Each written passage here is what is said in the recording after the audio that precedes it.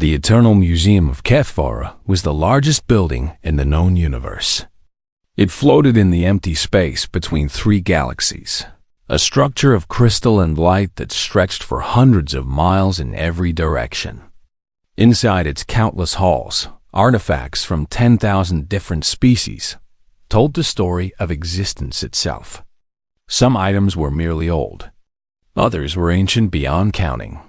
The museum held weapons from wars that had ended before Earth's sun was born. It held art created by species that had gone extinct when the universe was still young. It held memories of civilizations that had risen and fallen. Across billions of years, curator Velthix had watched over these treasures for 3,000 years. She was not a creature of flesh and blood. Her body was made of shifting light, and her mind held knowledge gathered across centuries of study. She had seen delegations from every known species walk through these halls. She had watched warriors weep at the sight of their ancestors' weapons. She had observed scientists lose themselves in wonder at technology they could not understand. Nothing surprised her anymore. She had believed that she had seen everything the universe had to offer. She was wrong. The human delegation arrived on a Tuesday by Earth's calendar. There were 12 of them in total, led by Ambassador Patricia Quinn, a woman in her 50s with gray hair and sharp eyes. The humans had only been part of the galactic community for about 80 years. They were considered newcomers, barely worth noticing by species that measured their histories in millions of years. Most curators would have assigned a junior guide to show them around. But Velthix was curious about these strange creatures, who had gone from mud huts to starships in what seemed like the blink of an eye. She led them through the public halls first, showing them the wonders that every visitor saw. The humans made appropriate sounds of amazement at the crystals of Othan, which contained the recorded dreams of 1 billion sleeping minds. They studied the engines of creation, machines built by the first species to achieve space travel. They asked intelligent questions, which pleased Velthix. Perhaps these humans were not as primitive as everyone assumed. After several hours, Ambassador Quinn requested access to the restricted wing. This was unusual. Most species did not even know the restricted wing existed. But the humans had done their research, and they had brought proper authorization from the Coalition Council. Velthix could not refuse them. The restricted wing held items too dangerous, too valuable, or too mysterious for public display. Security fields surrounded each artifact, and armed guards stood at every corner. Velthix explained each item as they passed. A weapon that could destroy stars. A device that could create small tears in reality. A preserved body of a creature from a dimension that no longer existed. The humans listened carefully, taking notes on their electronic devices. Most of them stayed close to the ambassador, maintaining proper diplomatic behavior. But one young man kept wandering ahead of the group, peering at items with an expression that Velthix found difficult to read. His name was Danny Cole, and he was listed as a junior cultural attaché. He was perhaps 25 years old by human standards, with brown hair that never seemed to stay in place and an easy smile that appeared frequently. He did not seem impressed by the wonders around him. If anything, he seemed almost bored, like a person visiting a museum they had seen many times before. Velthix found this irritating. These were the greatest treasures in existence. This young human should be overwhelmed with awe, not wandering around like he was looking for something specific. They were nearly at the end of the restricted wing when Danny stopped walking. He stood in front of a small display case that held a single item. It was a sword, about 3 feet long, with a blade that seemed to drink in the light around it. The handle was wrapped in material that no species had ever been able to identify. The crossguard was simple but elegant, and there was a small nick in the metal on one side. According to the information display, this sword was the oldest manufactured object in the museum's collection. Scientists estimated its age at approximately 4 billion years. It had been recovered from the dead core of a collapsed dimension, a place where the normal rules of physics did not apply. No one knew who had made it or how it had survived the destruction of an entire reality. Danny stared at the sword for a long moment. Then he turned to Velfix with a strange expression on his face. "Hey," he said, his voice calm and casual. "That's my sword." Velfix flickered with what humans would recognize as confusion. "I do not understand your meaning." "That sword," Danny said, pointing at the display case. "It belongs to me. It was a graduation gift." The other humans had noticed that Danny had stopped. Ambassador Quinn walked over, her expression carefully neutral. Heather Ross, her personal aide, followed close behind. Heather was a woman in her 30s with red hair and eyes that seemed to notice everything. "Danny," the ambassador said quietly, "what are you doing?" "I'm trying to get my sword back," Danny replied. "I've been wondering where it went." Velfix moved closer, her light form pulsing with increased intensity. "Young human, I must inform you that this artifact is older than your entire species. It predates the formation of your planet by billions of years. It cannot possibly belong to you." Danny scratched the back of his head, looking slightly embarrassed. "Yeah, I know how this sounds. But see that nick on the crossguard? I did that during my third trial. There was this Grethnak demon, really nasty thing with about 16 arms. I had to block one of its attacks at a bad angle, and it chipped the metal. A Grethnak demon," Velfix repeated slowly. "They're extinct now," Danny said helpfully. "Have been for a really long time. But they were still around when I was training." Ambassador Quinn placed a hand on Danny's shoulder. "Perhaps we should discuss this somewhere more private." But Velfix was no longer listening to the ambassador. She was staring at Danny Cole with new eyes, running every scan her body was capable of performing. The results made no sense. This human registered as completely ordinary. His life signs were normal. His brain activity showed no signs of mental illness or deception. He genuinely believed what he was saying. "Tell me," Velfix said slowly, "about this graduation you mentioned. What exactly did you graduate from?" Danny smiled, and for just a moment, his eyes looked much older than his face. "The Academy. Every human who shows potential gets invited. We train there, learn to fight the things that exist in the dark places between worlds." He looked back at the sword with something like fondness. "When we graduate, we get assigned a weapon from the armory. I didn't know mine was this old. The instructors just said it suited me." The museum fell completely silent. Velfix felt something she had not experienced in 3,000 years. She felt afraid. The private meeting room was located deep within the museum's administrative section. It was a simple space with white walls and a long table surrounded by chairs designed to accommodate many different body types. Velfix had summoned 2 other senior curators to join her. One was a Morith, a massive creature resembling a mountain of gray stone with eyes like burning coals. The other was a Krith, a being of pure energy contained within a mechanical shell. Danny Cole sat on one side of the table, looking remarkably calm for someone who had just made an impossible claim. Ambassador Quinn sat beside him, her face showing the careful blankness of a trained diplomat. Heather Ross stood behind them both, her hand resting near a weapon that she was not supposed to have inside the museum. "Let us begin with the basics," Velfix said. "You claim that humans have access to something called the Academy. Our records show no such institution anywhere in human space." "That's because it's not in human space," Danny replied. "It's not really anywhere, if I'm being honest. The Academy exists in a fold of space-time that doesn't follow normal rules." The Krith curator made a sound like crackling static. "Such a phenomenon would be detectable by our instruments."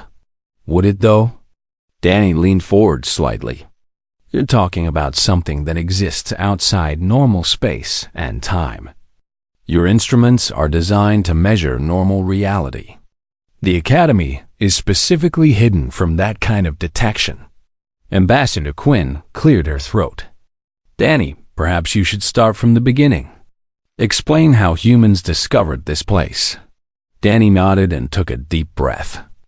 Okay, so here's what we know. About 200 years ago, a human explorer named Pete Graham was testing an experimental drive system near the edge of our solar system. Something went wrong with the calculations.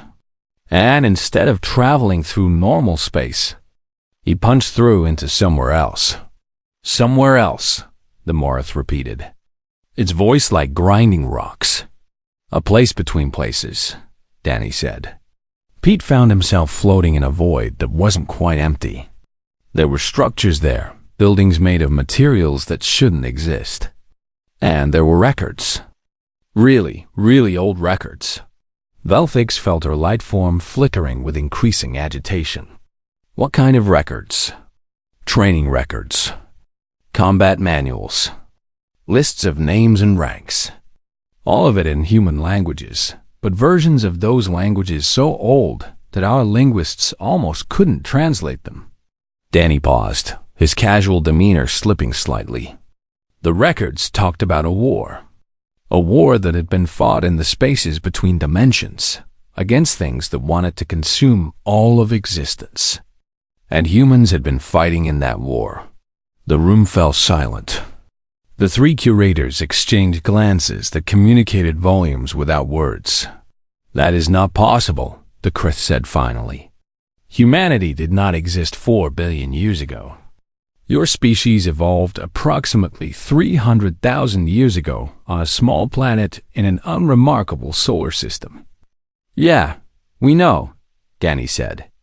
That's the part we don't understand either. But the evidence was right there.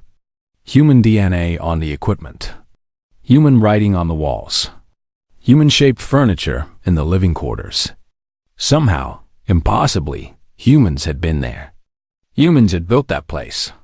Humans had trained there to fight cosmic horrors. Ambassador Quinn spoke up. When Pete Graham returned and reported what he had found, our government kept it secret. We sent teams to study the Academy, to understand what it was. Eventually, we figured out how to use it. Use it? Velfix asked. Time moves differently inside the Academy, Danny explained. A person can spend years training there and return to find that only days have passed in normal reality. The facilities are self-maintaining. The training programs still work. The armory is still stocked with weapons. He gestured vaguely. So we started sending people. Anyone who showed the right kind of potential got invited to attend. What kind of potential? The Morith asked. Danny thought about how to answer. The ability to perceive things that others can't. A certain kind of mental flexibility. A willingness to face impossible situations without breaking. He shrugged. We don't fully understand the selection criteria ourselves. The Academy systems handle most of it. Heather Ross spoke for the first time. I attended when I was 19. I spent 6 years training inside. When I came out, only 2 weeks had passed on Earth. Velfix turned her attention to the aide. You are also a graduate of this academy? Many people in human government and military are, Heather said. We don't advertise it. Before today, there was never any reason to discuss it with alien species. The Krith's mechanical shell buzzed with processing activity. If what you say is true, then humanity has access to temporal technology far beyond anything in the known galaxy. You have been hiding this capability from the Coalition. We weren't hiding it, Ambassador Quinn said carefully. We simply never found the right moment to bring it up. How exactly do you tell the galactic community that your species has apparently been fighting evil since before time made sense? Danny leaned back in his chair. Also, we didn't want to freak everyone out, which is clearly happening anyway. So I guess the secret's out. Velthix processed everything she had heard. Her mind, trained over millennia to analyze information and detect deception, found no evidence that these humans were lying. Their story was impossible, but they believed it completely. "The sword," she said slowly. "You claim it was given to you upon graduation." "From the armory? Yeah," Danny confirmed. "When you complete your final trial, you get to choose a weapon. The swords kind of choose their wielder, if that makes sense. I walked into the armory, and this one felt right. I didn't know it was billions of years old. I just knew it was mine. The Academy has had this weapon for 4 billion years? The Academy has a lot of weapons that old. And armor. And tools. And records we still haven't finished translating." Danny's expression became more serious. "Look, I know this is hard to accept. But the evidence is right in front of you. That sword has been in your museum for how long?" "Approximately 12,000 years, Velthix admitted. "And before that?" "It was recovered from the dimensional collapse site by an exploration team from the Velthax Collective." Danny nodded. "So at some point during my training, I lost that sword. Maybe during the incident that killed me the first time. The Academy has resurrection technology, but personal items don't always make the transition. The sword must have drifted through dimensional spaces until it ended up in that collapsed reality." "You died," the Morith said flatly. "Twice, technically. The second time was worse." Danny spoke about his own deaths as casually as discussing the weather. "Training at the Academy is intense. The threats we prepare to fight don't believe in practice mode." Ambassador Quinn stood up slowly. "Curators, I understand that this information is difficult to process. But I believe we have an opportunity here for greater understanding between our species. The sword is proof that humans have a history far older than anyone realized. We would like to open discussions about what this means for our relationship with the Coalition." Velthix considered the diplomat's words carefully. Then she made a decision. "I will need to verify the claims about this Academy," she said. "A team of Coalition scientists must be allowed to visit and document what you have described." "That can be arranged," the ambassador agreed. "And the sword?" Danny looked at the curator with calm, patient eyes. "That sword has saved my life more times than I can count. It's been my partner through battles against things you can't imagine. I would very much like it back." Velthix felt the weight of 4 billion years pressing down on her decision. The sword was an artifact of immense historical importance. But if Danny Cole was telling the truth, it was also a working weapon that had been separated from its rightful owner. "We will discuss it," she said finally, "after we see the Academy for ourselves." Danny smiled, and something ancient flickered behind his young eyes. "Fair enough. I hope you're ready to have your understanding of reality completely destroyed." He was joking, but Velthix suspected he was also completely serious. The ceremony took place in the Grand Hall of the Eternal Museum, a space large enough to hold representatives from every species in the Coalition.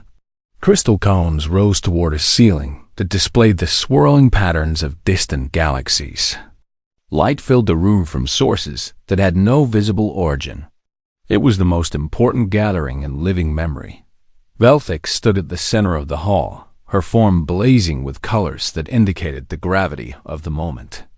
Beside her, arranged in a semicircle, stood the senior curators of the museum and the leading scientists from 17 different species. They had spent the past month verifying everything. They had visited the Academy. They had examined the records. They had tested every claim that Danny Cole and the other humans had made. The evidence was undeniable. In the audience, thousands of beings watched and waited. Broadcasts carried the event to billions more across the galaxy.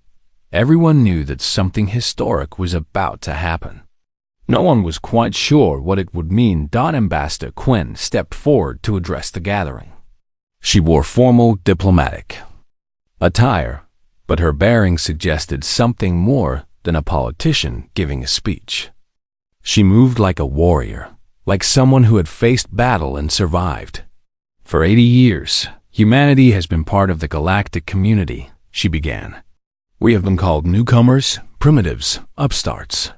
We have been told that our species is young and inexperienced, that we have much to learn from the elder races. She paused, letting her words settle over the crowd. Today, we share a truth that changes everything. The holographic displays activated, showing images that the Coalition scientists had recorded during their visit to the Academy. Ancient halls carved from materials that should not exist. Training grounds where students practiced techniques passed down across billions of years. Armories filled with weapons that predated the formation of stars. The Academy exists outside normal time and space, Quinn continued. It was built by humans so long ago that even its oldest records cannot identify the exact date. Our ancestors discovered it 2 centuries ago and have been training there ever since. But the institution itself has been running continuously for as long as anyone can determine. More images appeared. Battle scenes from impossible wars. Human warriors facing shadows that defied description. Victories won at terrible cost. Defeats that had been overcome through sheer determination. Humanity has been fighting since before the galaxy was born, Quinn said. We don't fully understand how this is possible. We don't know how our species could have existed so long before our recorded history began. But the evidence is clear. Humans have always been warriors. We have always stood against the darkness. The chamber was completely silent. Beings who measured their civilizations in millions of years stared at the evidence with expressions that ranged from wonder to fear. Everything they believed about the universe was being rewritten before their eyes. Velthix stepped forward to speak. The Coalition's scientific teams have verified these claims to the fullest extent of our capabilities. The Academy is real. The weapons it contains are real. The history recorded in its archives is real. She gestured toward the display case that had been brought into the hall. Inside it, the ancient sword waited. This artifact, which we believe to be the oldest manufactured object in existence, is a training weapon. One of thousands that the Academy has preserved. Danny Cole stepped out from the crowd of human observers. He walked to the center of the hall without hurrying, his movements calm and confident. The representatives of 1,000 species watched him approach the display case, and many of them felt something unexpected. They felt small, not because Danny was physically impressive. He looked ordinary, average, unremarkable in every visible way. But something in the way he carried himself suggested depths that could not be easily measured. He had died twice. He had fought demons and monsters and things that existed between dimensions. He had wielded a weapon older than the galaxy and called it a graduation gift. Velthix deactivated the containment field around the sword. By unanimous agreement of the Coalition Council, we return this weapon to its rightful owner. May it serve you well in whatever battles lie ahead. Danny reached out and took the sword. It seemed to hum with satisfaction as his fingers closed around the handle, as if the blade itself was happy to be held again. He lifted it slightly, testing its weight, reacquainting himself with an old friend. Thank you, he said simply. Grandmother Stone rose from her place among the Morith delegation. Despite her enormous size, she moved with surprising grace. When she spoke, her voice carried to every corner of the hall. My people have carried memories for 800,000 years. We remembered warriors who saved us when we could not save ourselves. We built temples to beings whose faces we could not recall. She turned to face the assembled species. Now we know who protected us. Now we know who fought in the darkness, so that we could grow and learn and eventually reach the stars ourselves. She raised one massive appendage in a gesture of respect that the Morith reserved for only the most honored individuals. We thank you, humanity. We thank the first warriors. We are here because of your sacrifices." Other species began to add their voices. The Krith, who had accused humans of deception, formally apologized and offered recognition of humanity's ancient heritage. The Velthax Collective proposed a permanent alliance with Earth. Species that had barely acknowledged human existence now spoke of partnership and gratitude. Ambassador Quinn accepted their words with diplomatic grace, promising cooperation and mutual support. But Danny had stopped paying attention to the speeches. He was looking at his sword, turning it slowly in his hands, thinking about all the battles it had seen. Heather Ross approached him quietly. "So what now? You've just told the entire galaxy that humanity has been fighting cosmic horrors since before creation." Danny smiled, and it was the smile of someone who had seen too much but refused to be broken by it. "Now we keep doing what we've always done. We train. We fight. We protect people who need protecting. And if more of those things come back, the creatures from the endless dark?" Danny's smile faded slightly. He looked out at the gathered species. Beings from worlds scattered across the galaxy. Civilizations that had flourished under the protection of warriors they had never known existed. "They always come back," he said quietly. "The darkness never really goes away. It waits. It watches. It looks for moments of weakness." He gripped the sword more tightly. "That's why the Academy keeps training new graduates. That's why we never stop fighting. Because the moment we let our guard down, the darkness will return." That sounds exhausting. It is. Danny turned to face her directly, but someone has to do it. Someone has to stand between existence and the things that want to consume it. Humans have been doing that job for longer than we can imagine. We'll keep doing it for as long as we have to. The ceremony continued around them, politicians and diplomats making speeches about historic moments and new beginnings. But Danny Cole was thinking about something else. He was thinking about the Academy, where students train for decades to face impossible enemies. He was thinking about the warriors who had come before him, humans who had fought and died and been forgotten across billions of years. He was thinking about the battles yet to come. The sword felt comfortable in his hand, perfectly balanced, ready for whatever challenge appeared next. It had been his graduation gift, given to him by instructors who had been teaching combat since before the stars were born. He had not known it was the oldest weapon in the galaxy. He had simply known that it was his. Velthix watched him from across the hall, her ancient consciousness struggling to process everything she had learned. The youngest species was not young at all. They had merely forgotten how old they truly were.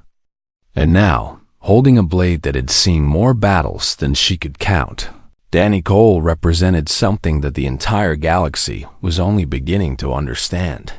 Humanity had always been the protectors. They had fought in the darkness before existence itself had meaning. They had sacrificed everything, died countless times, and kept coming back to fight again. Not because they were forced to. Not because they had no choice. Because that was simply what humans did. The ceremony ended. The dignitaries departed. The broadcast concluded. But Danny remained in the hall for a while longer, standing in the light of distant galaxies, holding his sword. He had a feeling that he would need it again soon. The darkness was patient, but so were humans. And as long as there were warriors willing to stand against the endless night, existence itself would continue. That was the promise the Academy had kept for 4 billion years. That was the promise Danny Cole would continue to keep, one battle at a time. The Coalition assembled its greatest scientific minds within 72 hours. Representatives from 17 different species gathered at the museum, each one bringing their most advanced instruments and their most skeptical attitudes. They fully expected to expose the humans as liars or fools. Perhaps these young creatures had found some old ruins and convinced themselves of impossible things. Perhaps they had manufactured evidence to make themselves seem more important. Whatever the truth, the scientists were confident they would uncover it. The investigation began with the sword itself. Danny Cole stood at the center of a massive examination chamber, surrounded by equipment that could analyze matter down to its smallest components. Velthix had insisted on the most thorough testing possible. Scanners hummed and clicked as they studied the ancient weapon, measuring its age, its composition, and its history. The first results came back within an hour. They confirmed what the museum already knew. The sword was approximately 4 billion years old. Its blade was made from an alloy that did not exist naturally anywhere in the known universe. Its handle was wrapped in the preserved skin of a creature that no living species could identify. Everything about it screamed of impossible antiquity. Then the scientists ran deeper scans. They searched for traces of organic material, anything that might indicate who had last handled the weapon. What they found made several of them stop breathing. Human DNA, fresh human DNA, deposited on the sword's handle no more than a few years ago by current timeline standards. But the pattern of wear, the way the oils from human skin had soaked into the handle material over time, suggested something far stranger. The sword had been wielded by humans consistently for thousands of years. Perhaps longer. Dr. Crixall, a Velthax scientist renowned for her work in temporal physics, ran the scans 3 more times before she was willing to believe them. "This makes no sense," she announced to the assembly. "The temporal signature indicates that this weapon has been in constant use for at least 12,000 years. But the museum's own records confirm that it has been in their possession for that entire period." "Time works differently in the Academy," Danny said calmly. "Years can pass inside while only days pass outside. The sword and I have spent a long time together, just not in this timeline." The scientists exchanged uncomfortable glances. They had come here to disprove an impossible claim. Instead, they were finding evidence that supported it. Velthix made a decision. Release the containment field. Let the human hold the weapon. Protests erupted from several delegations. The sword was priceless, irreplaceable. Allowing some unknown human to handle it was madness. But Velthix overruled them all. She needed to see what would happen. The containment field dropped, and Danny reached out to take the sword from its display stand. His hand closed around the handle with practiced ease. He lifted the blade and examined it with the careful attention of a craftsman inspecting familiar tools. Then he smiled. "Hey there," he said softly, speaking to the sword as if it could hear him. "Sorry I lost you." Things got a little crazy during the third convergence. The scientists watched in stunned silence as Danny began moving through a series of exercises. He swung the blade in controlled arcs, tested its weight, practiced strikes and blocks against invisible opponents. His movements were smooth and precise, the result of training that must have taken years to develop. "The balance is still perfect," he commented, spinning the blade in a complex pattern. "Old Greg always said a good weapon remembers its wielder." I guess he was right. "Who's old Greg?" one of the scientists asked. "One of my instructors at the Academy. He's been teaching swordsmanship for about 6,000 years. Still doesn't think any of his students have reached their full potential." Danny performed a final flourish and lowered the sword. "He's gonna be happy to know this one survived." Crixall stepped forward with a scanning device in her manipulator appendages. "May I?" she asked. Danny extended the sword for examination. Crixall ran her instruments over the blade again, this time while it was in contact with its apparent owner. The readings made her crystalline body pulse with agitated light. "The weapon is responding to him," she announced. At the molecular level, the blade is adjusting its resonance frequency to match his biological rhythms. This is technology that should not exist. This is beyond anything we have ever observed. More scientists crowded forward, each one wanting to run their own tests. Danny stood patiently while they poked and prodded and measured. He seemed almost amused by their confusion. Ambassador Quinn watched from the edge of the chamber, her aide Heather standing close beside her. "He's enjoying this too much," Heather murmured. "Can you blame him?" The ambassador replied, "For years, we've been treated like children by the older races. Now they're discovering that we might be older than all of them. We don't know that for certain. No, but that sword is evidence that humans have been fighting something for a very, very long time. Whatever the full truth is, it's going to change everything." The examination continued for several more hours. The scientists tested Danny's reflexes, his fighting techniques, his knowledge of the sword's history. They asked him about battles he had fought, enemies he had faced, training methods he had learned. Danny answered everything with remarkable patience.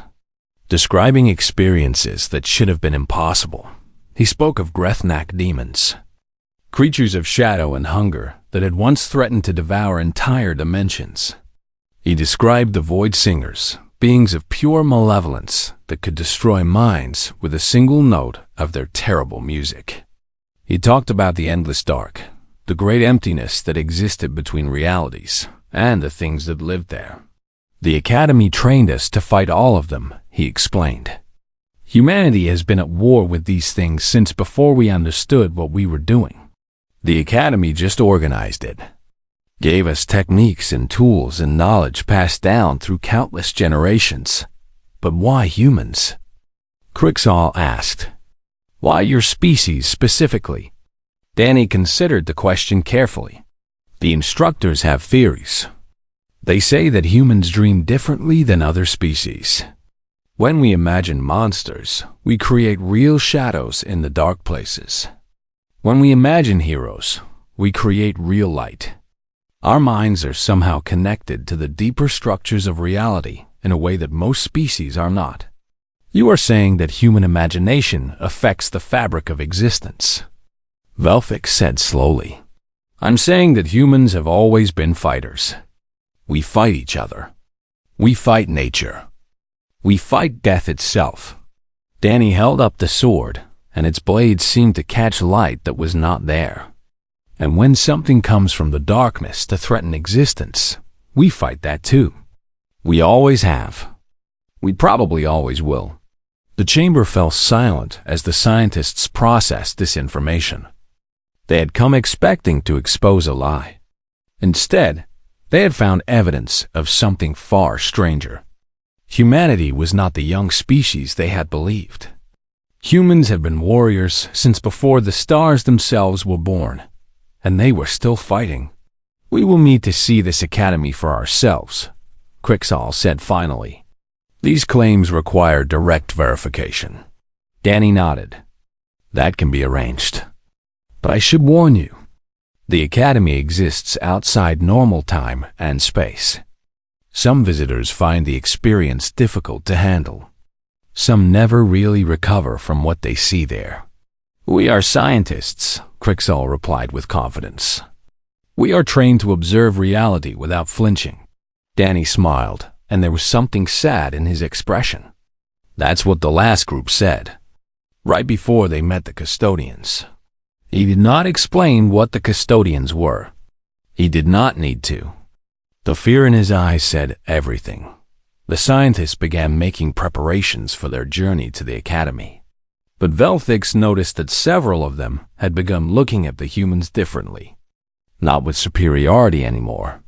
Not with dismissal, but something that looked very much like respect, and perhaps a little bit of fear. News of the sword spread through the coalition like fire through dry wood. Within days, every species in the known galaxy had heard some version of the story. A human had walked into the oldest museum in existence and claimed that a 4-billion-year-old artifact belonged to him. And somehow, impossibly, the evidence supported his claim. Reactions varied wildly among the different species. The Volthax collective demanded answers. They had been the ones who originally recovered the sword from the collapsed dimension. They wanted to know how a human weapon had ended up in a place that had died billions of years before humans supposedly evolved. Their ambassadors flooded the coalition council with angry messages and formal complaints. The Krith hegemony accused humanity of running an elaborate deception. They claimed that the humans must have somehow planted the DNA evidence, manufactured false temporal readings, created an illusion that fooled the scientists. When pressed for how humans could possibly fake such things, the Krith had no answers. But they refused to accept the alternative. The Morith remained silent. This was unusual for a species that normally had opinions about everything. Their ambassadors withdrew from public discussions. Their scientists stopped publishing research. Their entire civilization seemed to be waiting for something. Danny Cole found himself at the center of attention that he had never wanted. Reporters from 1,000 worlds tried to interview him. Scientists sent endless lists of questions. Politicians demanded meetings to discuss the implications of his claims. He handled it all with the same casual patience he had shown in the museum, answering what he could and deflecting what he could not. Ambassador Quinn worked tirelessly to manage the diplomatic situation. She gave speeches explaining that humanity had never intended to hide its connection to the Academy. She promised full cooperation with any investigation. She tried to calm fears and address concerns. But nothing she said could change the fundamental reality of what Danny's sword represented. The first cracks appeared in the galactic understanding of history. Species began reviewing their oldest records, looking for any mention of the creatures Danny had described. The Grethnak demons, the Void Singers, the Endless Dark. To their horror, many of them found references hidden in ancient texts and forgotten databases. Warnings passed down through countless generations, speaking of darkness that had once threatened all existence, and mentions of warriors who had fought against it. The breakthrough came from the Morith. After 2 weeks of silence, their oldest living elder requested a private meeting with Danny Cole. Her name was Grandmother Stone, and she had been alive for nearly 800,000 years. She was one of the few beings in the galaxy who could remember things that had happened before most species achieved civilization. The meeting took place in a small room aboard the Morith flagship. Danny arrived alone, despite Ambassador Quinn's objections. He said that some conversations needed to happen without diplomatic interference. Grandmother Stone was enormous, a creature of living rock that filled most of the available space. Her eyes were pits of molten fire that had burned for longer than human cities had existed. When she spoke, her voice vibrated through the floor itself. "We remember," she said, "from before our recorded history began. We have stories, warnings passed down through genetic memory, tales of the endless dark and the small warm things that fought it." Danny sat cross-legged on the floor, looking up at the ancient being without fear. "You knew about humans before we met?" "Not humans specifically. We knew about warriors who came from somewhere else. Creatures who should not have existed, but did. They fought the darkness when we were too young and weak to protect ourselves." Grandmother Stone's massive form shifted, causing the entire ship to groan. "We built temples to them, monuments. We called them the first warriors. Do you remember what they looked like? Our ancestors' memories are too old, too damaged by time. We have only impressions. Small bodies, soft skin, eyes that burned with determination even against impossible odds." The elder paused. "We never knew their true form. Until now." Danny pulled out a small device, a holographic projector that was standard issue for Academy graduates. He activated it, and a three-dimensional image appeared in the air between them. The image showed a battle scene from unimaginably long ago. The location was impossible to identify, some twisted landscape that did not obey normal geometric rules. Shadows with too many angles pressed in from all sides, reaching with appendages that hurt to look at. And standing against them, weapons raised, faces determined, were humans. They wore armor that looked ancient and advanced at the same time. They carried swords and spears and things that might have been guns but were not quite. They were outnumbered beyond any reasonable hope. But they were not retreating. The image was taken from Academy records, pulled from archives that had been preserved across billions of years. Danny had spent 3 years learning to understand what he was seeing. Even now, parts of it made his mind hurt. Grandmother Stone stared at the image for a very long time. Her ancient eyes moved slowly across every detail, comparing what she saw to memories inherited from ancestors who had witnessed similar scenes. "It is them," she said finally. Her voice cracked with emotion that her species rarely displayed. "The first warriors. You are the first warriors. We don't fully understand it ourselves," Danny admitted. "The Academy's oldest records are fragmentary. We know humans have been fighting since before time made sense. We don't know how we got there. We don't know why we're the ones who ended up doing it." "Perhaps it does not matter why," Grandmother Stone replied. "Perhaps what matters is that you did. You fought when others could not. You stood between existence and annihilation when the universe was young." Her burning eyes focused on Danny with new intensity.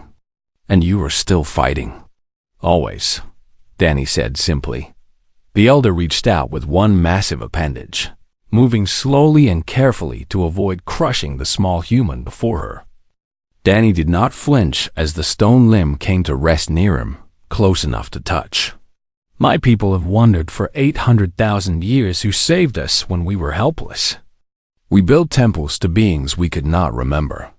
We prayed to warriors whose names we had forgotten." Grandmother Stone's voice dropped to a rumble that Danny felt in his bones. "Now I know. And now I must tell my people. How will they react? Some will be grateful.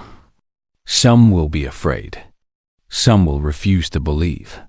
The elder withdrew her limb and settled back into her original position. "But the truth cannot be hidden forever. Humanity is not the youngest species in the galaxy. You may be the oldest. You have simply forgotten what you once were." Danny thought about this for a moment.